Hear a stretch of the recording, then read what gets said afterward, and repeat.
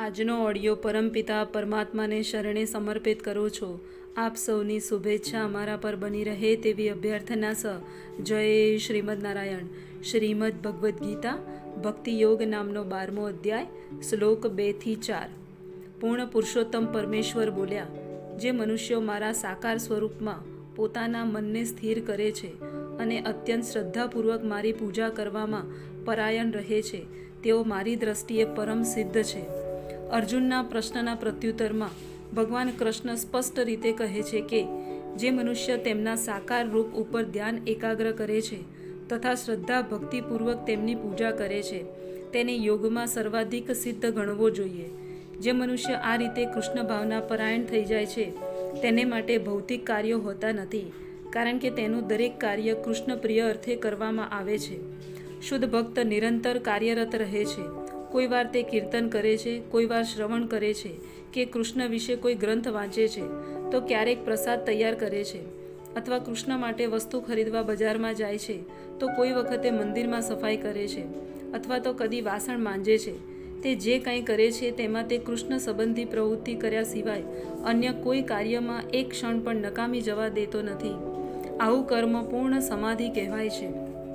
પરંતુ જે લોકો વિભિન્ન ઇન્દ્રિયોને સંયમિત કરીને તથા સૌ પ્રત્યે સંભાવ રાખીને પરમ બ્રહ્મના નિરાકાર પાસામાં એ અવ્યક્તની પૂર્ણ રીતે પૂજા કરે છે કે જે ઇન્દ્રિયાનુભૂતિથી પર છે, સર્વવ્યાપી છે, અચિત્ય છે, અપરિવર્તનીય છે, અચળ છે તથા સ્થિર છે, તેઓ સર્વના કલ્યાણમાં પરોવાયેલા રહીને અંતે મને પ્રાપ્ત કરે છે.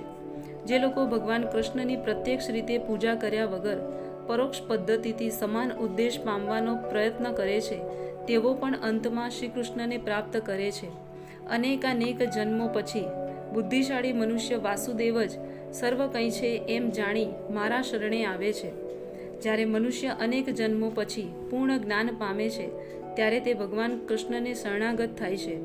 આ શ્લોકમાં જણાવેલી પદ્ધતિ પ્રમાણે જો મનુષ્ય ભગવાનના સાનિધ્યમાં જાય તો તેણે ઇન્દ્રિય નિગ્રહ કરવો પડે, સૌની સેવા કરવી પડે અને જીવ માત્રના કલ્યાણમાં સમર્પિત થઈ જવું પડે.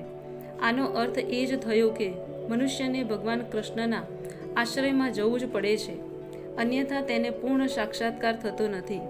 ઘણું કરીને મનુષ્ય ભગવાનને પૂર્ણપણે શરણાગત થાય તે પહેલાં તેને ભારે તપસ્યા કરવી પડે છે. આત્માની અંદર પરમાત્માના દર્શન કરવા માટે મનુષ્યને જોવું, સાંભળવું, સ્વાદ લેવો, કામ કરવું વગેરે ઇન્દ્રિય વિષયક કાર્યોને બંધ કરવા પડે છે. ત્યારે તેને સમજાય છે કે પરમાત્મા સર્વત્ર વિદ્યમાન છે. આવો સાક્ષાત્કાર થયા પછી તે કોઈ જીવની ઈર્ષા કરતો નથી.